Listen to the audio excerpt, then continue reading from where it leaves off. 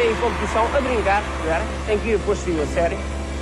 Fui para o Sporting, sofri bastante, mas hoje estou feliz. Que é certo, na bicicleta sofre-se muito.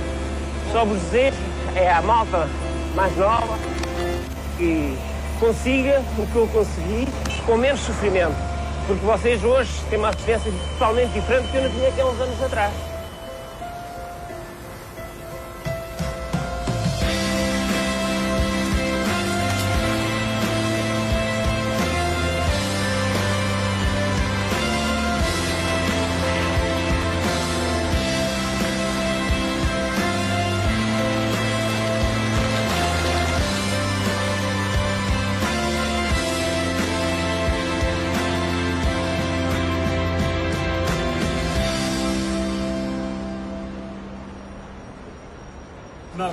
Joaquim Agostinho nasceu em Bergenjas, Torres Vedras, em 7 de abril de 1943 e nada fazia querer que enveredasse pelo ciclismo.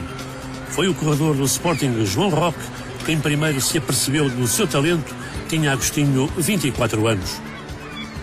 Apareceu uma prova no Barro, que é uma prova que se faz nas festas do Natal, onde ele foi lá fazer o começo. E, é claro, eu vi nele que realmente que ele era estava ali uma coisa fora do normal, que a gente também não sabia, depois viemos a saber mais tarde, né? De maneira ele foi lá correr, ganhou logo com uma volta e tal de avanço aos outros todos. Não tardou o Sporting em inscrevê-lo na Federação Portuguesa de Ciclismo, o que aconteceu em 23 de fevereiro de 68. Ainda nesse mês, participa como popular júnior numa prova do calendário da Associação de Ciclismo do Sul, onde tem comportamento meritório. Pouco tempo depois, sagra-se campeão nacional de fundo em juniores e está presente no Grande Prémio Robert Lac, onde é inscrito como amador. Fica em segundo lugar da geral e em primeiro na categoria de juniores. A 8 e 9 de julho participa no Campeonato Nacional de Fundo de Amadores Juniores, alcançando o primeiro lugar e o seu primeiro título nacional. É inscrito então como amador sénior e um pouco mais tarde como profissional. A volta era o grande objetivo. Joaquim Agostinho, quantos anos é que você tem? 25 anos. Curiosamente, com esta idade, só este ano é que apareceu a correr oficialmente, não é assim? Sim, foi este ano primeiro. Então, pode contar como é que isso aconteceu? Isto aconteceu simplesmente porque até eu ir para a tropa, nunca me surgiu a oportunidade de começar a correr. Saí da tropa, fiz uma corrida impopular, em que o João Roque foi lá e gostou, quer dizer, viu o meu valor e convidou-me para trazer ao Sport. E depois, no Sporting, você correu a escala toda, mas num instantinho, não foi? Quer dizer, comecei a correr como amador júnior e depois passei a amador sénior e ganhei os 2 campeonatos. Muito bem. E agora como profissional, já arrancou classificações sensacionais e principalmente no contrarrelógio? Sim, o contrarrelógio é uma das provas que me sinto melhor, corro à minha vontade. Olha uma coisa, Joaquim Agostinho, agora para a volta a Portugal, o que é que você pensa? Eu penso em fazer umas coisas, não é? Mas não vou assim muito longe porque eu tenho pouca experiência. Mas a modéstia de Agostinho não constituiu entrave para o sucesso.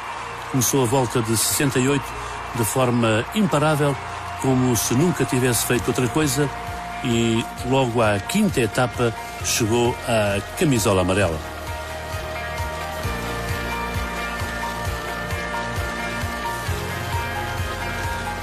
O candidato do Sporting à vitória na prova era o chefe de fila, Lionel Miranda, teoricamente com mais possibilidade de se opor com êxito às tentativas dos seus adversários, dos quais se destacava o benfiquista Fernando Mendes.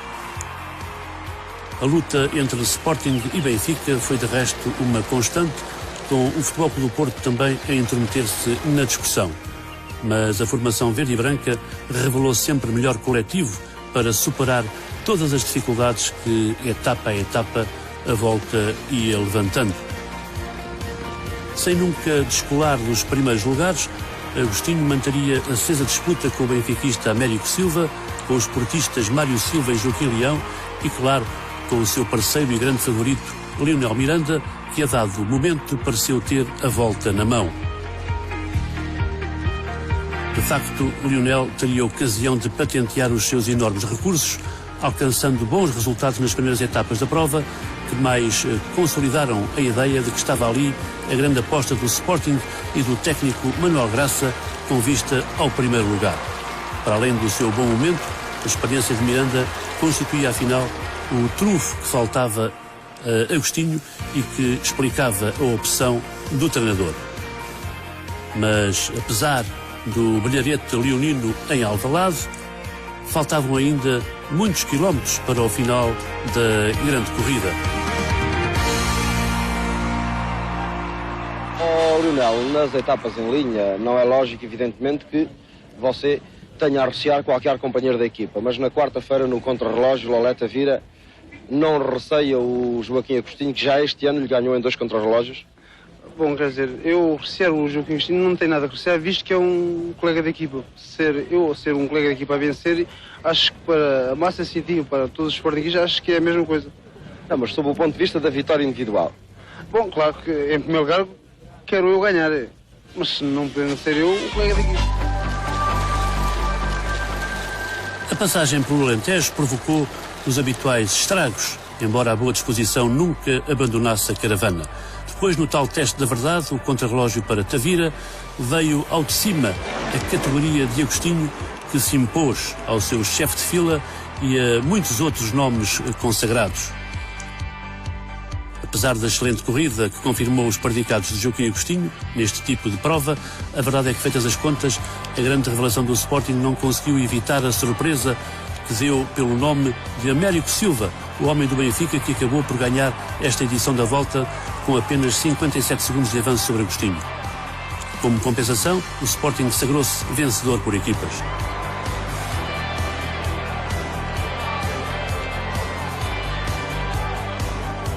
Para terminar a época em beleza, Agostinho participou no Campeonato Nacional de Fundo para profissionais e ganhou com todo o merecimento, apesar de contar com a oposição dos notáveis do pelotão, o Lionel incluído, que nada puderam face à indesmentível classe de um fora de série que começava a constituir um caso muito sério na velocipedia nacional.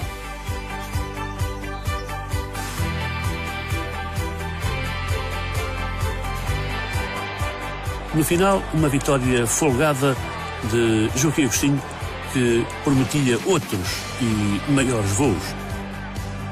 Em maio de 69 falou-se da hipótese de Agostinho ir à volta à França, mas o homem de Bergenjas mostrava-se pouco interessado. Contudo, a volta ao Luxemburgo, onde chegou a envergar a amarela, tê-lo-á feito mudar de ideias. O Tour já reclamava a sua presença. E logo na estreia, Joaquim Agostinho ganhou 2 etapas e no final alcançaria um notável 8º lugar, a melhor classificação até aí de um ciclista português na importante prova. Participar em corridas no estrangeiro passou a ser então o seu dia-a-dia. Solicitações não faltavam e Agostinho correspondia, e os prémios eram aliciantes para quem só agora tinha começado. Joaquim, concretamente que provas é que você vai lá disputar? Parece-me que são 12 a 13 critérios que cá se chama circuitos, não é? É só as provas que vou lá fazer, não é? E assim que termino esses circuitos, que é no dia 6, voltarei à Bélgica para o Campeonato do Mundo, que está previsto no dia 10. Exatamente. Mas, Joaquim, antes de nos adiantarmos, esta noite já corre. Quer dizer, chego lá às 8 horas de hoje, já é a primeira prova que vou concorrer. E sabe qual é o percurso, a quilometragem? Não sei neste momento e eu não sei ainda o percurso. Nem é preciso, na verdade. Não é preciso. Para a volta a Portugal de 1969, Joaquim Agostinho é já nome a levar em conta pelos seus adversários. Como se não bastasse o seu enorme talento, a nova coqueluche do ciclismo português tem uma forte equipa a ajudá-lo, com destaque para Lionel e para um prometedor Firmino Radino, facto que o coloca no restrito lote dos favoritos, a par dos habituais Fernando Mendes, Mário Silva e de um tal Joaquim Andrade, então a representar as cores dos Sangalhos. Confirmando tudo o que dele já se dizia, Agostinho soube responder a todas as manobras e ataques dos seus opositores mais experientes e posicionar-se na classificação por forma a alcançar a vitória na prova, o que aconteceu na última etapa, um contrarrelógio à sua medida. No confronto com o então líder Joaquim Andrade, Agostinho levou o melhor, ganhando a tirada e com isso arrebatando o primeiro lugar da geral. Apesar do excelente comportamento do ciclista dos Sangalhos, o certo é que Agostinho demonstrou uma vez mais não ter concorrência à altura neste tipo de prova. Uma máquina em perfeito funcionamento, a propiciar uma média superior a 40 km/h, em estradas dos anos 60. A chegada ao Alvalade foi triunfal. Um mar de gente preenchia as bancadas do estádio para assistir ao final da volta e o triunfo de Agostinho provocou o delírio. O grande campeão foi passeado em ombros e conduzido ao pódio. No dia seguinte, Agostinho era, contudo, desclassificado por doping, relegado para o 7º lugar da classificação e Andrade proclamado vencedor. O ciclista reclamava a sua inocência e assegurava nada ter tomado. Lá fora, o campeoníssimo Merckx, nada impressionado com o facto, manifestava publicamente o seu respeito pelo corredor português. Em 1970, Agostinho participa de novo no Tour e alcança o 14º lugar. Já na volta a Portugal, o ciclista do Sporting tenta o tudo por tudo. Depois de um segundo lugar em 68 e de uma vitória que lhe foi retirada em 69, é a altura de ganhar sem discussão. Mas as coisas não lhe correm da melhor maneira. Apesar de garantir cedo a liderança, as longas etapas pelo Alentejo não lhe deixam boas recordações. Uma queda aparatosa deixa Agostinho algo abalado e necessitado dos cuidados clínicos do médico da volta, o Dr. Barreiros Magalhães, na altura uma presença obrigatória na caravana, tal como Agostinho no pelotão. A competência do médico e a capacidade do ciclista operam milagres. Como novo, Agostinho regressa ao pelotão pronto a defender o seu primeiro lugar e, se possível, a alargar o fosso que o separa dos restantes competidores. E que melhores terrenos para fazer, senão na montanha? A Alpedrinha tem sido, ao longo dos anos, um ponto de passagem da comitiva a anteceder as dificuldades que escalar a Serra da Estrela desde sempre constituiu. O duelo mais aguardado seria aqui travado entre Agostinho e Andrade, o muito discutido vencedor da volta anterior. A tentativa de escapar ao pelotão por parte de Andrade não lhe seria consentida por Agostinho, que de perseguidor passa à entrada do fundão a perseguido. Livre da presença de companheiros e adversários, Agostinho inicia então um inesperado contrarrelógio até à Covilhã, que constitui espetáculo.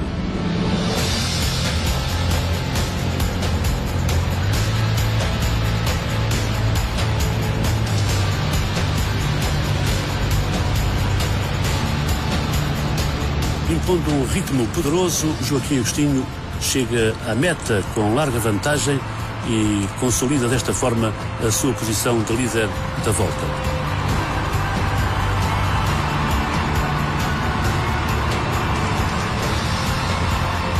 Covilhã, Penhas da Saúde, é o exercício que se segue. Firmino Bernardino, então uma esperança do ciclismo português e do Sporting, é uma das atrações da etapa, tal como o veterano Joaquim Leão, do Futebol Clube do Porto, vencedor da volta de 1964. Mas as atenções estavam viradas naturalmente para Joaquim Agostinho. Sempre apoiado pelo diretor do Sporting, Dr. Pereira da Silva, Agostinho era o grande favorito e o ciclista viria a confirmar plenamente esse estatuto, fazendo uma corrida ao seu melhor nível.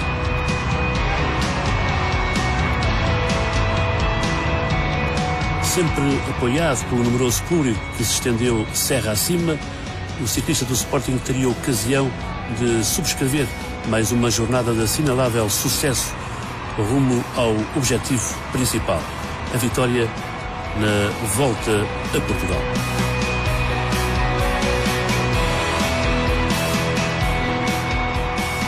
E ela seria concretizada no contrarrelógio da verdade, o tira-teimas final, se razões houvesse para dúvidas, mas Joaquim Agostinho faria questão também aqui de demonstrar que era o melhor, não se limitando a defender a sua posição na tabela.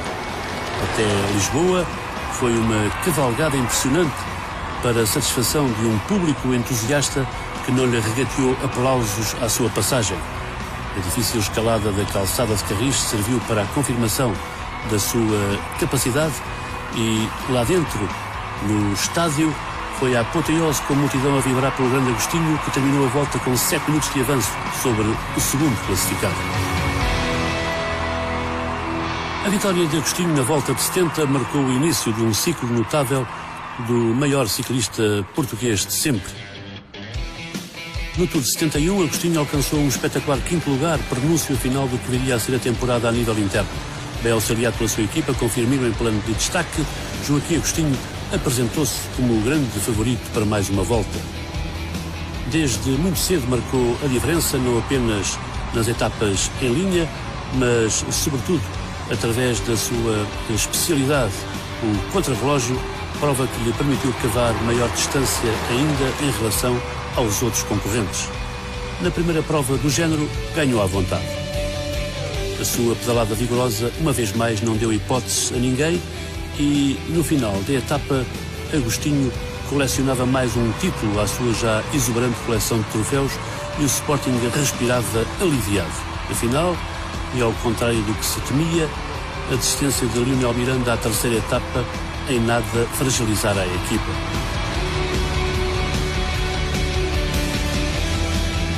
Mas a superioridade do corredor leonino manifestava-se também noutros e bem mais difíceis terrenos, onde se impôs com a naturalidade bem própria de um campeão. Na sempre seletiva escalada da Serra da Estrela, Joaquim Agostinho dispôs do pelotão como quis e depois de se desembaraçar dos adversários um a um, lá iniciou mais um contrarrelógio que não estava no programa, mas que Agostinho cumpriu de forma demolidora. Em sua perseguição, mas a razoável distância, os mais capazes, aqui representados por Firmino e Mendes, que lutavam com denodo pela melhor classificação possível. O segundo lugar, naturalmente, porque a vitória, essa, voltava a pertencer ao homem de Torres Vedras. No dia seguinte, na nova visita à serra que a volta comportava, Agostinho voltou a explicar como era. Ainda a caravana mal saída da Covilhã, já o ciclista do Sporting tomava a dianteira e ganhava confortável vantagem sobre o grosso da coluna. Apenas um homem da Coelima e o seu lugar-tenente Firmino Bernardino aguentaram o ritmo das primeiras pedaladas, mas mesmo esses por pouco tempo.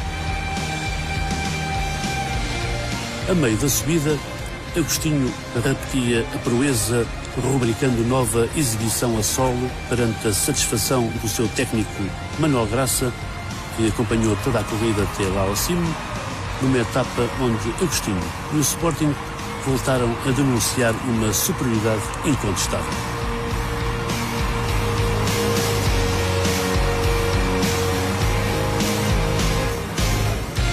Ultrapassadas as maiores dificuldades e mais do que encontrados os vencedores, a volta amainou, embora o entusiasmo dos populares se mantivesse inalterável perante a presença dos grandes nomes do pedal. As últimas etapas voltavam a estar reservadas para os roladores e as atenções centravam-se já no contrarrelógio final, que não indo decidir coisa alguma, tal a vantagem de Agostinho na classificação geral, sempre suscitava alguma curiosidade. Conseguiria o ciclista português aumentar ainda mais a diferença em relação ao mais próximo? Alvalade assistiria a mais um grande triunfo de Agostinho. Vencedor da derradeira tirada, o homem do Sporting ganhou 8 etapas das 25 disputadas, terminava a volta com 9 minutos e 54 segundos sobre o francês da BIC Alain Santi, segundo na prova e mais tarde desclassificado. Continuava assim o festival Agostinho pelas estradas portuguesas. No ano seguinte, um 8º lugar no Tour já não entusiasmava a imprensa portuguesa e o doping de que Agostinho era acusado muito menos. Já para o Nacional de Fundo, para profissionais, onde o ciclista português vinha somando títulos desde 1968, Agostinho voltava a não desiludir. Numa corrida bem ao seu estilo, Joaquim Agostinho soube contornar todos os obstáculos que se lhe depararam pelo caminho, e muitos foram, para terminar vencedor, como já se esperava, apesar da presença na corrida de outros nomes famosos da modalidade, entre os quais o seu velho rival e companheiro de equipa, Lionel Miranda.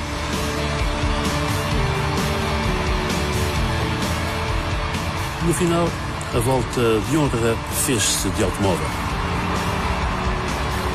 Para a volta de 72, a situação não conheceu alterações. Agostinho e o Sporting continuavam a deter total favoritismo à partida e os factos confirmariam isso mesmo.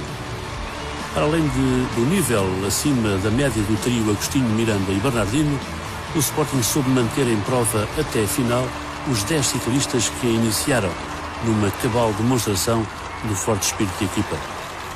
Apesar disso, as diferenças de tempo, quer individual, quer coletivamente, não foram tão acentuadas quanto as registadas na edição anterior, muito por culpa da Coelima, onde José Martins e Galdamés constituíram sempre adversários de respeito, oferecendo a réplica possível a um Joaquim Agostinho que voltou a apresentar credenciais, mesmo quando a volta rumou até ao encalorado Alentejo.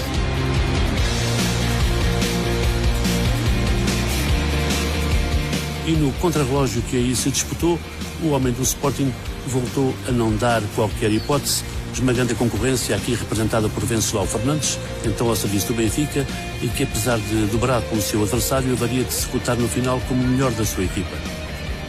Ganhando em Lolé, Agostinho reforçou a liderança da prova e, mais do que isso, deu um sinal inequívoco da sua classe, bem ilustrada pelo banho de multidão que, mais uma vez, o envolveu.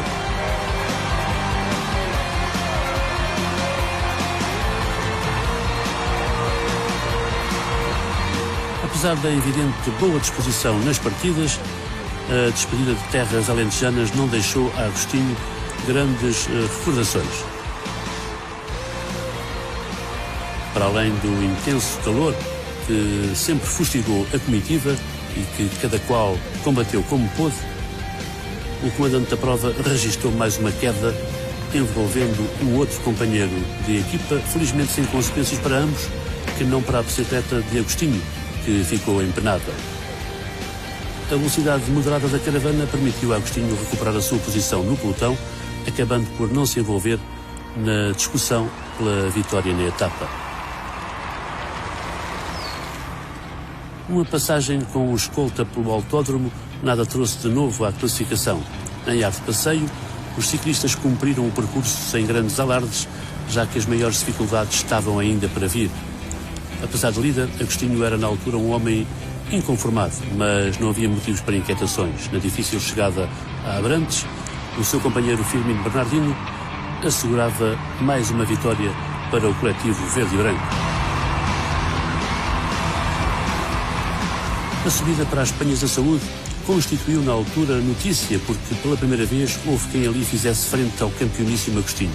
Foi ele, Herculano de Oliveira de Sangalhos, que já noutras ocasiões dera mostras de especial apetência para aqueles terrenos. Verdade se diga que Agostinho se limitou a manter o seu ritmo, sem acelerações nem grandes esforços, ao contrário do homem da bairrada que jogou aqui, sem exagero, a cartada da sua vida. Face ao empenho demonstrado, Herculano acabou por merecer a etapa, com Agostinho a dar mais atenção aos seus diretos opositores, a quem acabaria por ganhar bastante tempo. Embora até final avultasse ainda um contrarrelógio individual, a verdade é que a volta de 72 estava praticamente decidida. A caminhada para Lisboa não teria grande história. As dificuldades do terreno haviam-se atenuado bastante e a iniciativa passou de novo a ser pertença dos roladores, que chamariam assim alguns triunfos nas derradeiras etapas. Nada que incomodasse o líder Agostinho, que na altura usufruía já de razoável vantagem sobre os mais e se mostrava francamente otimista quanto ao desfecho da prova. De resto, o Sporting, mesmo nesta fase da corrida, em que a contenção era a palavra de ordem, continuava a ditar leis, como atesta a vitória de António Marçal na penúltima tirada, Santarém-Sintra, onde mais importante que não perder o comboio era sem dúvida não ser apanhado por ele. Um eventual atropelo ficava assim adiado para o contrarrelógio do dia seguinte. Mas Joaquim Agostinho, uma vez mais, com a ajuda do seu treinador Manuel Graça, não esteve pelos ajustes. Comparando com as duas edições anteriores, a vantagem à partida era menor, mas igualmente desafogada, 3 minutos e 48 segundos sobre José Martins da Coelima. E tratando-se de Agostinho, era tempo mais do que confortável para evitar surpresas. Tanto mais que Martins ficou muito aquém do que dele esperaria. Pelo contrário, Agostinho voou de Sintra para Alvalade a uma média superior a 50 km horários, fazendo os 25 km do percurso em pouco menos de meia hora. O grande campeão conseguia assim mais uma vitória na volta, terminando com quase 6 minutos de avanço sobre o segundo classificado, enquanto o Sporting ganhava de novo por equipas. Um triunfo em toda a linha da equipa leonina. Uma época notável a que Agostinho juntaria o triunfo no prestigiado Grande Prémio Internacional de Sintra, que teve a disputá-lo alguns nomes consagrados da velocipedia internacional. Impondo-se no contrarrelógio, o ciclista do Sporting desde logo se assumiu como o grande favorito. Depois, na segunda corrida da competição, a sempre problemática subida da Penha, Agostinho esteve à altura dos acontecimentos, garantindo o segundo lugar, logo atrás do belga Martens da Flandria. Uma tal classificação proporcionou-lhe a vitória final na importante prova e o reconhecimento internacional chegou pouco depois, quando o ciclista português assinou o contrato pela equipa francesa da BIC para fazer dupla com o famoso Luís Ocaña. Sí, estoy muy satisfecho de tener a Agostinho en mi equipo. Prefiero tenerlo de amigo que de enemigo, porque Agostinho tiene muchas cualidades, mucha fuerza. Eu, dentro das minhas possibilidades, eu vou fazer o melhor e vou dar o máximo que puder do meu esforço. E estou numa equipa a sério, uma equipa que eu estou convencido que me irá dar todo o apoio. Ou como chefe de fila ou não, como chefe de fila, não interessa o caso. Simplesmente eu dou-me perfeitamente muito bem com o Luís Ocaña e com todos os atletas da Vicky. Eu estou convencido que a equipe da Vicky este ano irá formar um bom conjunto que possa dar colaboração todo aquilo que seja necessário. E foi já na nova qualidade de companheiro de Ocaña que Agostinho correu na Volta à França de 73. Segundo as crónicas da época, esteve melhor do que nunca, mas os interesses da equipa não lhe permitiram mais do que o 8º lugar, o que acontecia pela terceira vez. A Volta de 73 começou com uma vitória de Joaquim Agostinho no prólogo, disputado nas imediações do estádio José Alvalade, o que lhe deu direito a envergar a camisola amarela para a primeira etapa. Depois do habitual passeio de promoção na ponte sobre o Tejo, um percurso neutralizado como de costume, a partida real foi dada da margem sul, em Almada, para uma extenuante jornada de 206 km até Beja. Mais uma vez o Alentejo não teve contemplações com os ciclistas e, como se não bastasse o intenso calor, as quedas não foram poucas, obrigando logo para começar 3 abandonos. Já recomposto, o cortejo prosseguiu a caminhada até à meta, com o Regimento de Infantaria de Beja em peso a assistir à inesperada vitória de Álvaro Roque da Âmbar, uma marca então muito dada a estas andanças de pedal. Roque manteve o comando da prova, mesmo depois de Agostinho, fazendo parelha com o seu companheiro Firmino Bernardino, ter ganho a segunda parte da terceira tirada na pista de Tavira. Mas a vantagem era escassa e Agostinho espreitava a oportunidade de se reapossar do símbolo da liderança, o que não demorou muito tempo a acontecer. Ao 6º dia, Agostinho resolveu escapar-se ao pelotão. Nada do outro mundo, se não se desse o caso de a fuga ter ocorrido logo no começo e a tirada apresentar a extensão de 202 km. A corrida entre Abrantes e a Figueira da Foz, da Volta de 73, constituirá assim, ainda hoje, a etapa mais espetacular alguma vez corrida entre nós. Agostinho, com a camisola do prémio combinado, que haveria de substituir pela inevitável amarela, realizou um invulgar contrarrelógio só ao alcance dos grandes predestinados. À passagem por Coimbra, o seu avanço era já impressionante e, à chegada à Figueira da Foz, registaria uma diferença de 13 minutos e 28 segundos. Uma corrida de um grande campeão.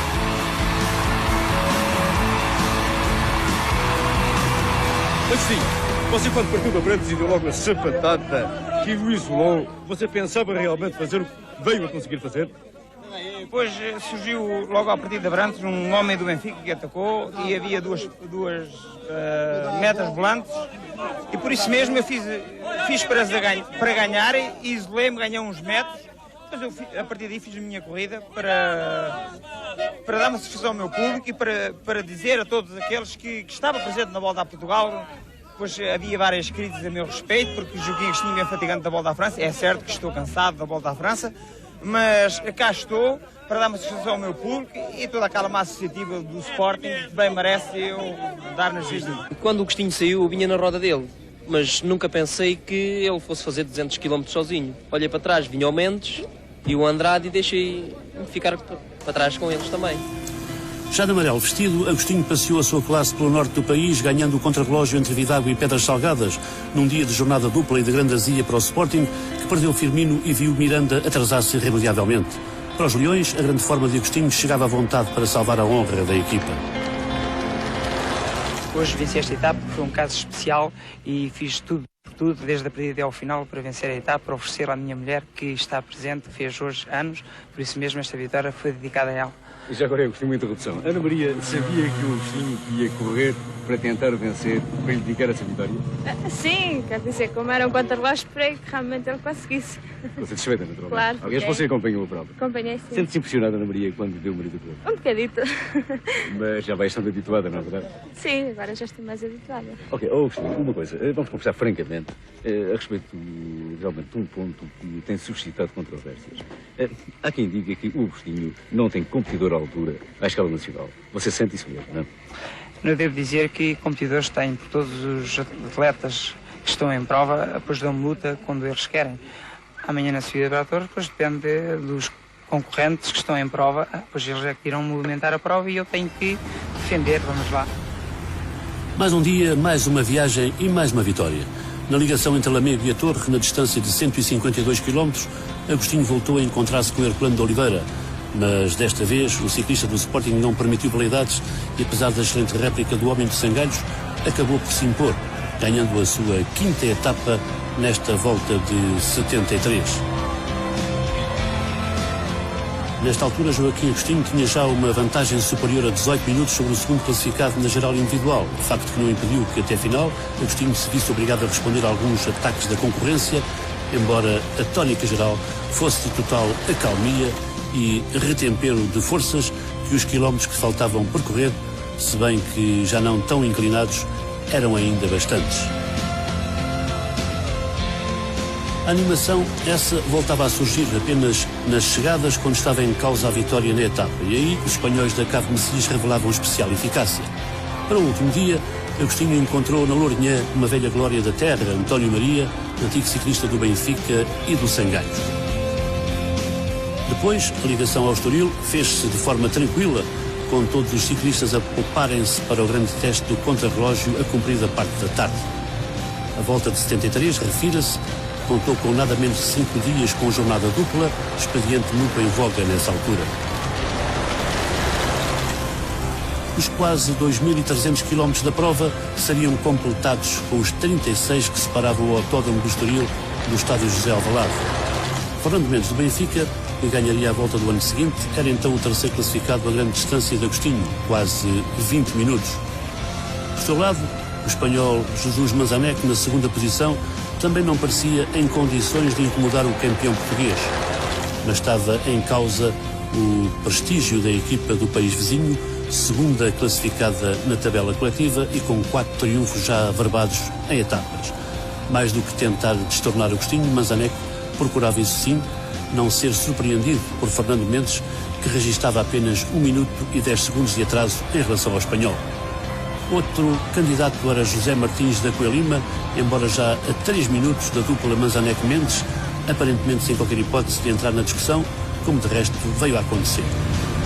A jornada era, pois, de consagração para Joaquim Agostinho, que se preparava assim para ganhar a sua 4ª volta a Portugal consecutiva, proeza nunca antes alcançada. E no final, tal como se aguardava, Agostinho vestiu a camisola amarela, símbolo do vencedor da prova, e disse sua justiça. Esta vitória para mim foi uma, como tantas as outras que já venci, pois é uma prova muito dura, porque em si o percurso é bastante difícil e nós encontramos durante estes 15 dias da volta a Portugal bastantes dificuldades para poder chegar aqui ao Alvalade, pois bem dispostos e sem azares. Olha, Agostinho, outra pergunta agora. O que é que você pensa da atualidade do ciclismo português? Bem, eu penso que atualmente o ciclismo em Portugal não está bem. Não está bem porque eu penso que se não houver mais, vamos lá, firmas interessadas de patrocinar provas para que os atletas possam correr, pois eu penso que o ciclismo, ano menos ano, vale mais acabar em Portugal, porque nós não temos provas. Pois não, eu não falo por mim, falando por meus colegas e por todos os outros rapazes, passam um ano inteiro a treinando para fazer 15 dias no ano, que é a volta a Portugal. Ora, de maneira nenhuma eles podem se apresentar na volta a Portugal em forma e poder fazer algo para bem dos seus adeptos e vamos lá, e do seu clube. pois eu penso que o ciclismo, se assim continuar, em Portugal, pois nós estamos mal. No dia seguinte, Agostinho era desclassificado por ter resultado positiva uma análise antidoping. No ano de 1974, Agostinho esteve na Volta à Espanha e conseguiu o segundo lugar depois de um contrarrelógio impressionante. Perdeu a Vuelta para José Manuel Fuente por apenas 11 segundos. Também no Tour atingiu o plano de evidência ao classificar-se em 6º lugar em mais um ano de reinado de Eddy Merckx. Alegando motivos de saúde, não participou na Volta de cá, mas esteve presente no circuito de Torres Vedras, onde registrou um modesto 15º lugar, a mesma classificação terrestre que alcançaria na Volta à França do ano seguinte, onde correu integrado na equipa do Sporting, que desta forma se fez representar ao mais alto nível. Nesse ano de 75 não se realiza a Volta a Portugal e em seu lugar disputa-se o Grande Prémio Clock. Apesar da presença de Mendes, Firmino e outras figuras de renome, Agostinho impõe a sua classe, ganhando a prova com a autoridade do costume, perante o entusiasmo dos populares que já há muito não assistiam ao vivo a uma corrida do campeão português.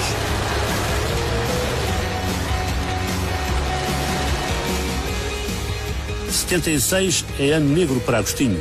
Tem dificuldade em arranjar equipa no estrangeiro e, pela primeira vez, admite a hipótese de abandonar a competição. Mas de Espanha a Teca acena-lhe com um convite que ele aceita de imediato. Faz equipa com Fernando Mendes, mas a Teca não vai à Volta à França, o que Agostinho compensa com a presença em alguns critérios internacionais. Já em 1977, o ciclista português volta a conhecer momentos de glória. Presente no sempre mencionado Tour, Joaquim Agostinho exibe em plenos Alpes toda a gama dos seus enormes recursos, ganhando a 18ª etapa de forma categórica. É o primeiro no mítico Tourmalet, deixando para trás e a larga distância nomes como Eddy Merckx, Van Impe, Zetmel ou mesmo Thévenet, o francês que viria a ganhar a prova.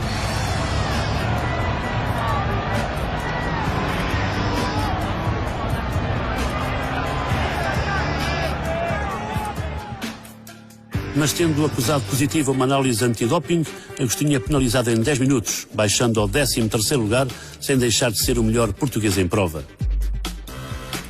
No ano seguinte, em 78, é um Agostinho renascido quem surge a disputar o Tour, conseguindo o 3º lugar, a melhor classificação de sempre na mais exigente prova do ciclismo internacional. E em 1979, repete a proeza quando a Volta à França já decorria sob os auspícios de outro campeão, o francês Bernard Hinault. Na 17ª etapa, com o final lá bem no cimo do Alpe d'Huez, Agostinho vence toda a concorrência e chega isolado à meta com quase 2 minutos de avanço. Como resultado disso, dá um razoável salto na classificação, passando de 16º para 3º na geral, posição que mantém até ao final da volta, 8 dias depois. Mais um feito de um enorme campeão.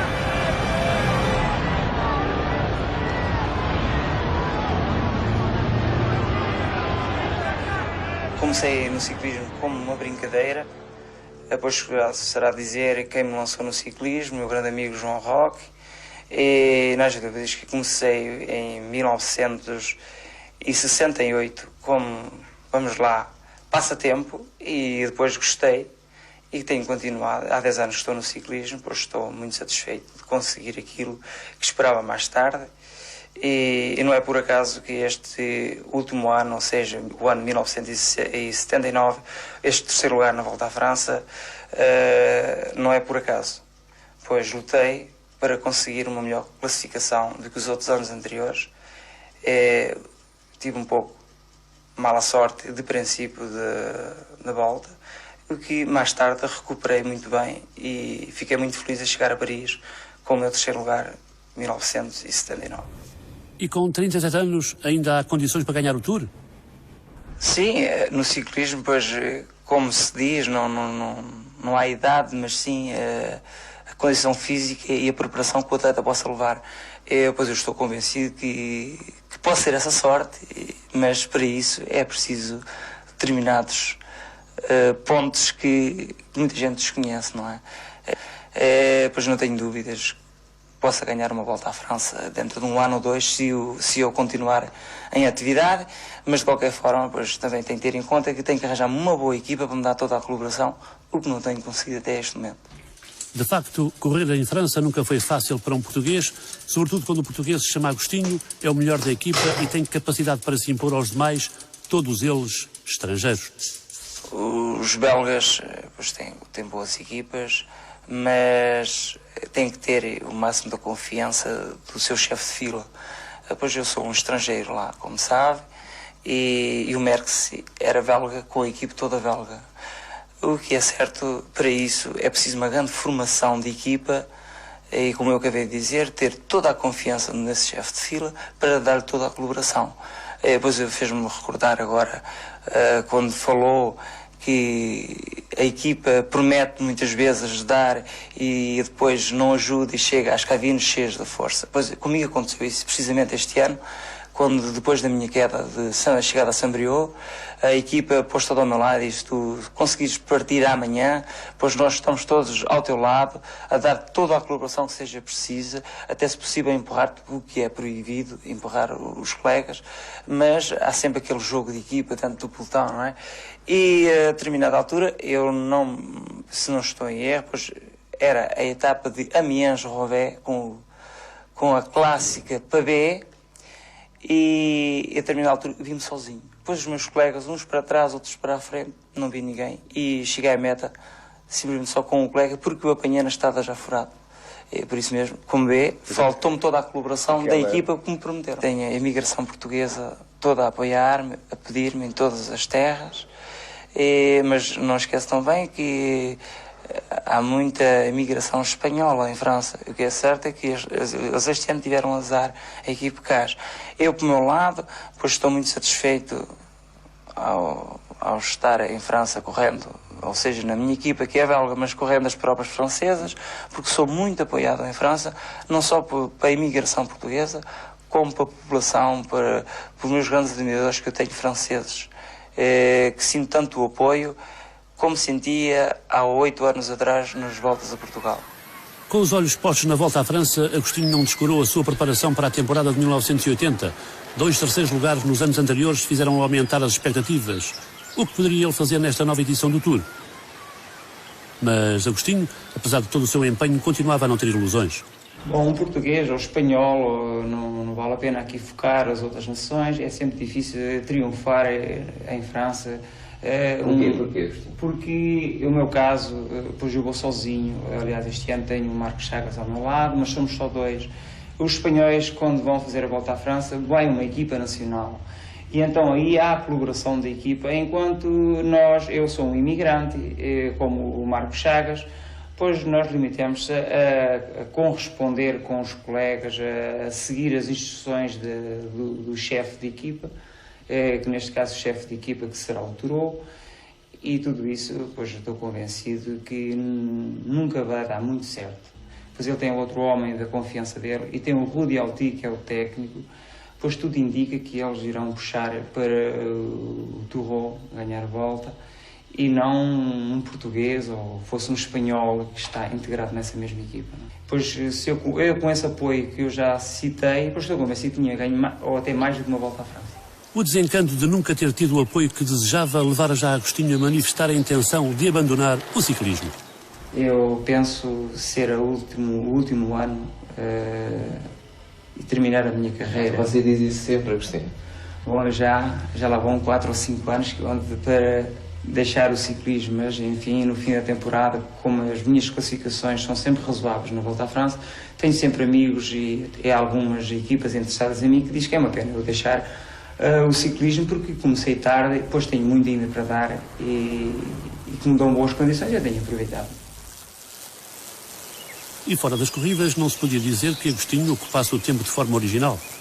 O pouco tempo livre que tenho em casa, pois eu passo muitas horas aqui dentro desta garagem, montando bicicletas, desmontando bicicletas, em cima aqui deste tripé. Tenho passado muitos dias até à meia-noite afinando as máquinas, porque eu gosto de correr com as minhas máquinas afinadas por mim. Você corre sempre com as suas bicicletas? Sim, normalmente corro sempre com as minhas bicicletas, por causa do ano passado. porque com as minhas eu os conheço e da equipa que eu já sabe que há sempre pormenores que é necessário o atleta conhecer a máquina e ter a confiança máxima que ela está em condições de nós podermos ser tecidas como é lá em França, em altas velocidades e que não há perigo.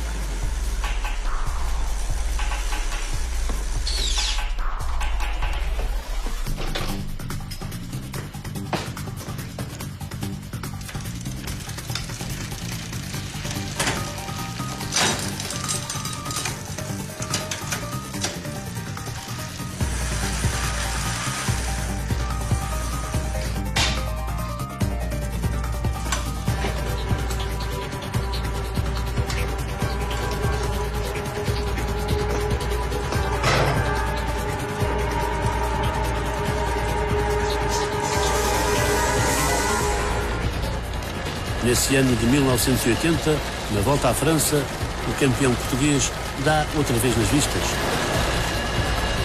Na 18ª etapa, integra uma fuga que lhe garante o terceiro lugar e passa, na altura, para sétimo da geral. Depois, no contrarrelógio do penúltimo dia, fica de novo em terceiro lugar e melhora ainda mais o seu posicionamento na tabela, subindo ao 5º posto, que mantém até a final da prova, igualando assim a classificação de 1971.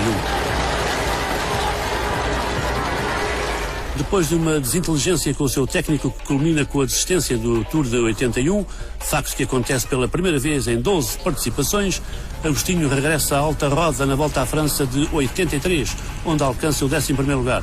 Foi a sua última presença no Tour.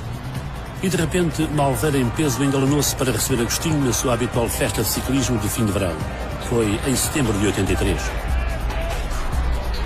Numa altura em que a temporada já terminou, estávamos completamente já parados, já não contávamos com os circuitos e de repente surgiu a oportunidade de fazer este circuito da Malveira para não esquecê-lo e para se manter todos os anos no calendário nacional, e é por isso que eu aqui estou, dando a colaboração, mas enfim, eu reconheço que não vou satisfazer o desejo do público em si, porque não posso, neste momento, dar o espetáculo que eles desejam. A sua época já tinha terminado, não é? Hoje a minha época terminou, eu terminei de correr no dia 15 de agosto, como vê, já lá vão 2 meses, e 2 meses parado, depois os músculos ficam completamente desformados e nós não podemos dar aquele rendimento que quando nós damos quando estamos em atividade. O tradicional circuito da Malveira teve o seu prato forte com o festival na pista Túlio Pereira.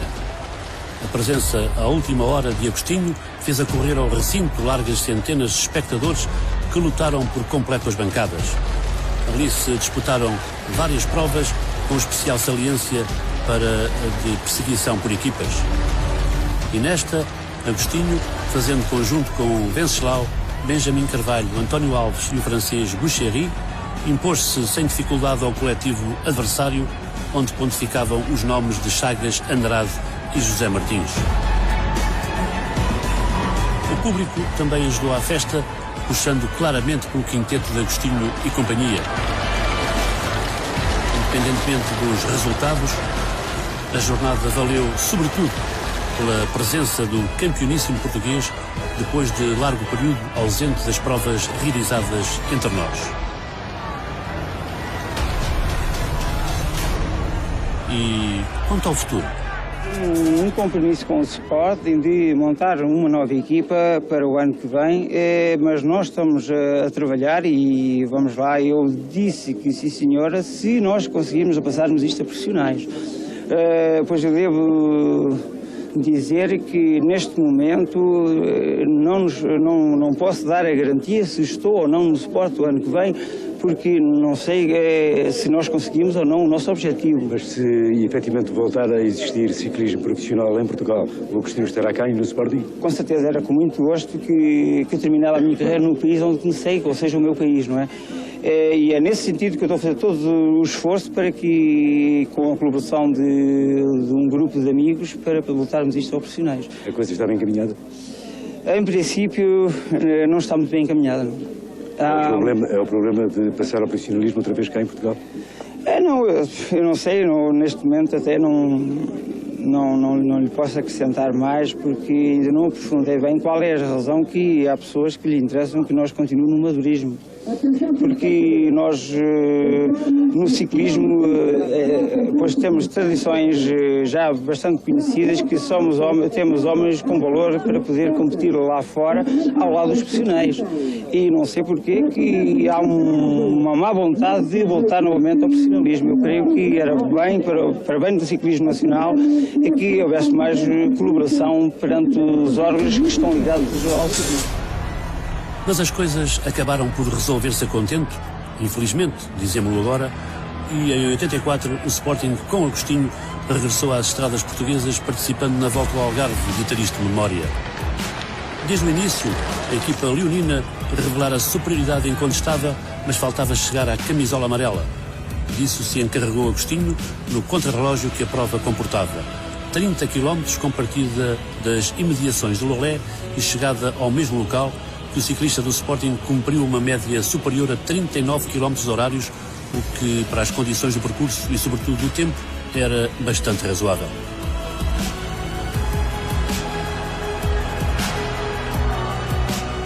O registro alcançado permitiu a Agostinho a conquista da camisola amarela e consequente primeiro lugar na prova. Isto é a primeira prova que eu faço por etapas em Portugal e de tal forma, aqui em Portugal corre-se de uma maneira totalmente diferente no estrangeiro em que eu estou habituado, pois aqui é um ritmo constantemente acelerado, um ritmo que altera toda a maneira a minha maneira de correr, que não estou bem habituado porque sabe há 10 anos que não corro em Portugal. O ritmo lá fora é totalmente diferente, as estradas são outras. E sem dúvida o Sport pois é a equipa que tem que pôr o andamento e tem que dominar tudo, pois é bastante difícil dizer neste momento se vai até ao fim. De qualquer forma, eu e toda a minha equipa vamos trabalhar para que isso aconteça e se não acontecer, pois esperamos dias melhores. Como é que pensa que o Sporting Raposeira tem estado a reagir a esta prova, a esta volta? É a primeira prova em Portugal, por etapas, que a equipa do Sport Raposeira pois participa, pois eu creio que é um bom início, porque nós, a partir deste momento, temos provas no estrangeiro, por etapas, provas de responsabilidade. Eu creio que isto vai trazer-nos um ritmo que será útil para as provas próximas que a gente vai disputar. Mas no dia seguinte, a desgraça abateu-se sobre a corrida, cortando de forma impiedosa os sonhos do grande campeão. A etapa, a penúltima da prova, começou com 20 minutos de atraso devido a um erro dos juízes e cronometristas relativamente à tirada anterior. Nada fazia prever que a ligação Faro-Quarteira, na distância de 77 km, operasse quaisquer surpresas nas classificações, em especial depois de Joaquim Agostinho, confirmando não ter ainda por cá rival à altura, se ter apossado de forma tão categórica da camisola amarela. Por outro lado, o Sporting reforçara a sua posição de líder na geral por equipas e, à chegada à meta, confirmaria isso mesmo, com Chagas e Carlos Marta a assegurarem as duas primeiras posições. Mas, ao mesmo tempo que Chagas cantava a vitória, lá atrás desenhava-se a tragédia. A uns 300 metros da chegada, um cão atravessara-se no caminho de Agostinho, provocando-lhe uma queda que o deixara extremamente combalido. Amparado pelo seu companheiro José Amaro e depois por populares, Agostinho foi conduzido à residencial onde a equipa do Sporting se alojara, numa altura em que se desconhecia ainda o estado crítico em que o ciclista se encontrava.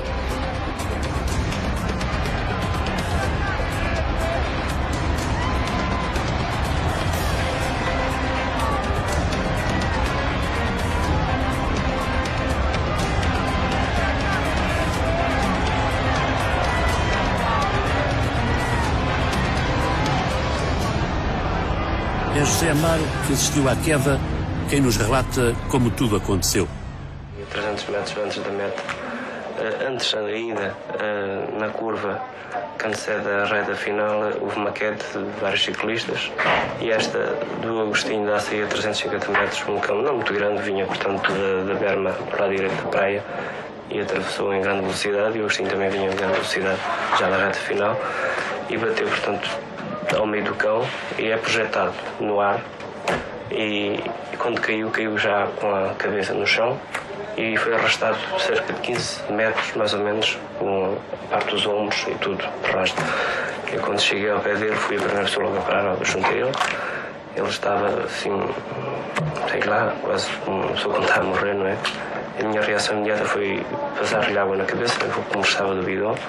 Houve assim logo o apoio popular, tentaram levantá-lo e tal, e entretanto chegou o nosso mecânico Francisco Garus, que me ajudou a pôr em cima da bicicleta.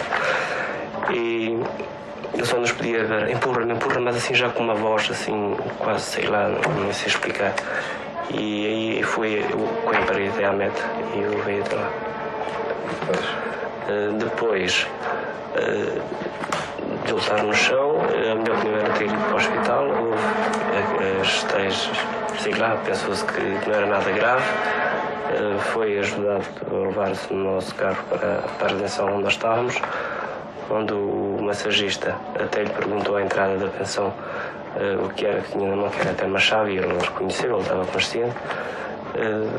Deitámos-lo, despimos-lo e foi lavado com água de colónia e tal. Ele repousou ali com um gelo na cabeça.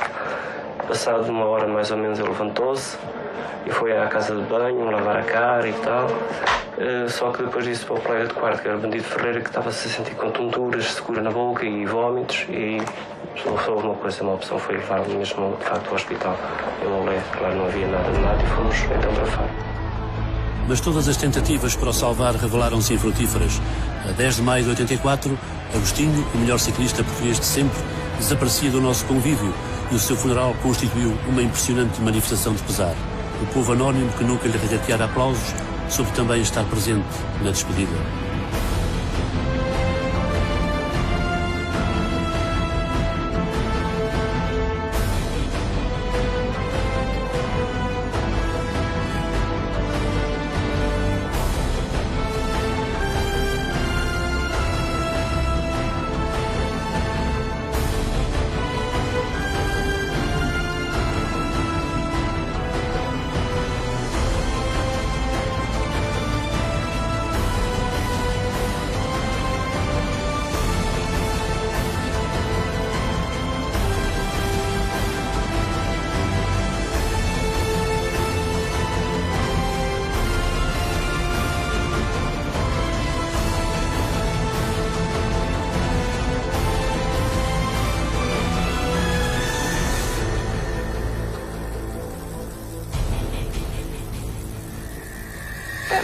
Não vou assim muito longe porque eu tenho pouca experiência.